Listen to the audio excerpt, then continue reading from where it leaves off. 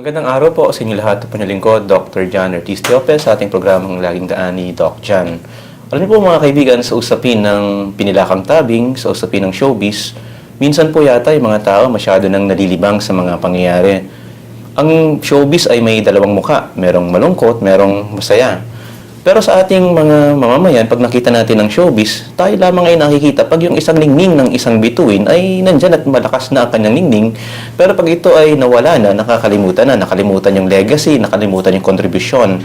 Marami po sa ating mga kababayan ang marahil nakalimot na sa ilan sa mga artista o mga bituin na kung saan nung araw ay nagbigay ng aliw sa atin. Ang problema po ngayon yata, tila yung showbiz ay napakarami na pong artista. Sa hirap ng buhay, mga kaibigan, lahat na gustong mag-artista. Lahat gustong pumasok sa bahay ni Kuya. Alam niyo po mga kaibigan, pag titignan natin ngayon yung tipo ng mga artista, yung iba walang K, yung iba may K. Pero ano po ba yung may K at walang K? Depende po yan. Marami po dyan sa mga kasama natin, ng mga artista, minsan lulubog, dilitaw, pero yung iba po ay nanatili.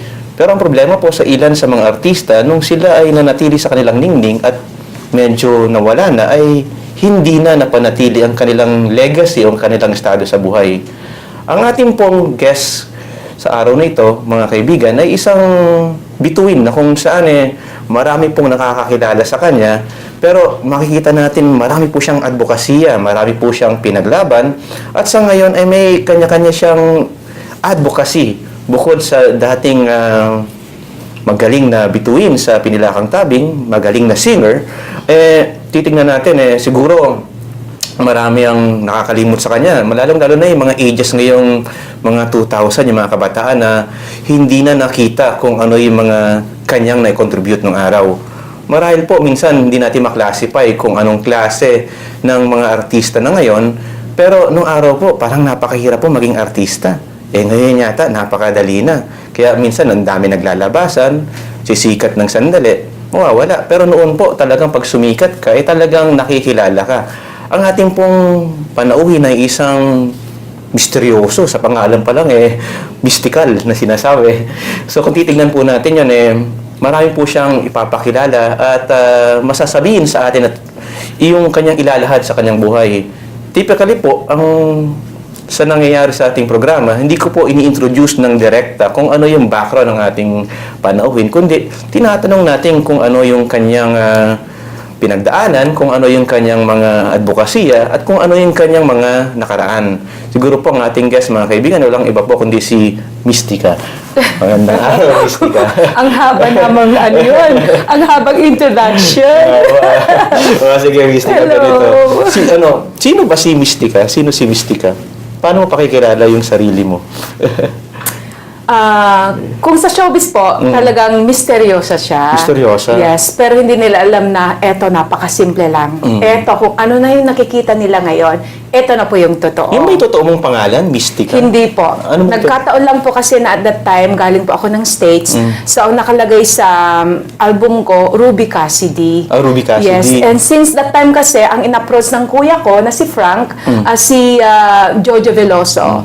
Ang hawak-hawak kasi niya noon puro mga bold star, mga gano'n. Kaya akala ko, since siya yung matunog Kuya na... mo ba si Jojo Veloso? Hindi po, mo? kuya ko si Kuya Frank, siya ang pero siya po yung nag-approach kay Jojo Veloso. Since siya kasi ang tanyag noon na manager na nagmamanage sa mga baguhan, lalong-lalo sa mga sexy stars. Doon nang galing si Angelica Jones, yes po, yan. Hans Oo. Montenegro. So, akala ko, siya yung makakatulong sa akin. Well, at first, okay naman po siya. Kaya lang po, nung siya po yung nilapitan namin, pagkatapos, yun nga, siya nga po nagbansag sa akin ng Mystica. Kasi sabi niya, yung Ruby kasi di masyadong westernized, so kailangan palitan natin. Yung father mo is Amerikano? Father ko po, half Spanish po. Yes, Yung yes mother po. mo? Mother ko, meron din siyang Hapon na blood, Japanese blood din. Kaya nagka-mix yung half Japanese at saka half Spanish. Ano yung pinakaunang show na pinuntahan mo nun?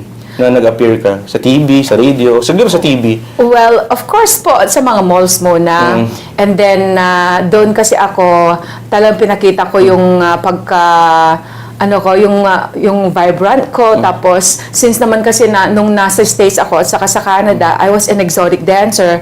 Tapos, pinag-aralan ko lahat ng mga jazz, hip-hop, Latin dancing, ganon. So, pagdating sa dancing, para sa akin, katuwaan yung ginawa ko na napa-split ako.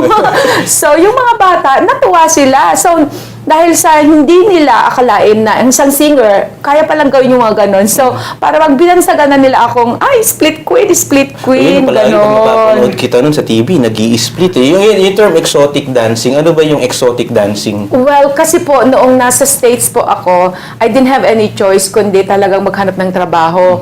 And since napakahirap kasi na tahakin yung pagiging singer, kasi akala ko noon nung from Canada, pupunta ako sa LA, nandun ng Hollywood eh. Sabi ko, siguro, kung kaya ni Madonna noon, siguro kaya ko rin. Parang ganon. Ang laki ng kinikita ng mga exotic dancers sa LA. Malaki po. As a matter of fact, nagkaroon nga ako ng Yung mga ng IRS bahay. palaging nandun sa gilid Yes, eh. kasi of course, ang mga clients doon, talaga mga showbiz mga producer, mga director, mga... Ang pagkakaiba lang kasi sa Amerika dito, yung doon, yung exotic dancer doon, iba yung tawag dito sa Pilipinas. Ano po dito? Burlesque dancer. Opo, ganon. Diba? Pero tatlo po kasi ang classification ng exotic dancers. Meron po kasi yung mga nude dancers. Nude dancers. Tapos meron din yung topless. Meron din yung bikini dancers. Bikini lang po yung naging kategory ko. Kasi sabi ko, hindi ko naman kinakailangan pupunta pa doon sa topless o kaya doon sa all the way nude. Sabi ko, hanggat pwede akong kumita na nakabikini, bakit hindi na lang dito? Eh nagkataon naman kasi na talagang yung mga foreigner, tuwang-tuwa sila sa mga mga Asian kasi iba yung ano yung average income mo nun? Kasi alala ko nung nasa LA ako nung lagay ng yes, $1. yun nga po. Iba yun. Kasi kung minsan, of course, doon sa main stage, wala kaming bayad as in kami ang sinasahuran, hindi po ganun. Kami ang nagbibigay ng $100 doon sa club para bang kami mismo ang nagbabayad sa kanila. Kasi kami yung kumikita. So kami yung parang ginagamit lang namin yung place para meron kaming pagtrabahuan. Para pala kayo mga doktor sa kanyang ospital. Yes, parang ganun po. So, pagdating dun sa kanya-kanyang show na yon, let's say sa isang dancer, kailangan 3 shows. So first of all, kailangan naka-gown, and then mamaya iba na naman yung costume, tapos hanggang sa 3.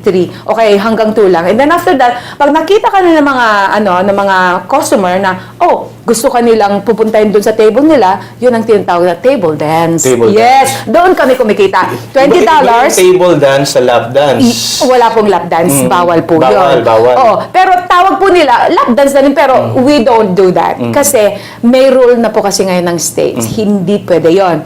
So, kailangan pa kasi na may mga bouncers. Pag masyado kang malapit, bawal. Kailangan mga 6 inches ang distance mo. Hindi ka pwedeng dumikit masyado.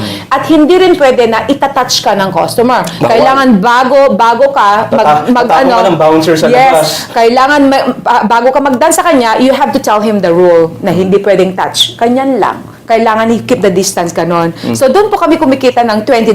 Pag dinala ka naman si VIP, meaning to say, yun ang cigar lounge, VIP hindi yung kayo lang, hindi. Meron pa rin mga iba't ibang mga kaya lang, mas maganda kasi yung sa VIP kasi puro mga big time nandun. Talagang nagtatapon ng pera doon. Kasi kung minsan, kung doon ka nag-table dance, $30 to $50 naman ang kita doon.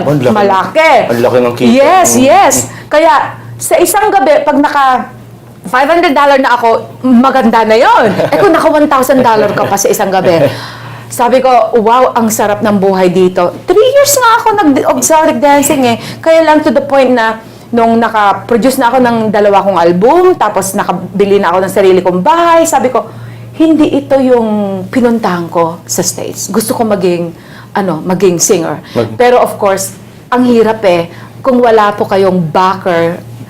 Asian ka kung wala kang backup talaga na big time din, napakahirap. Sige, Mystica, i-cut muna kita dyan. Ano mga kaibigan, yung nakikwento ni Mystica, yung kanyang buhay sa Amerika, mamaya po sa ating second segment, kilalanin natin si Mystica bilang artista na dito sa Pilipinas at yung kanyang mga advocacy at kung ano yung mga ginagawa niya sa kasalukuyan.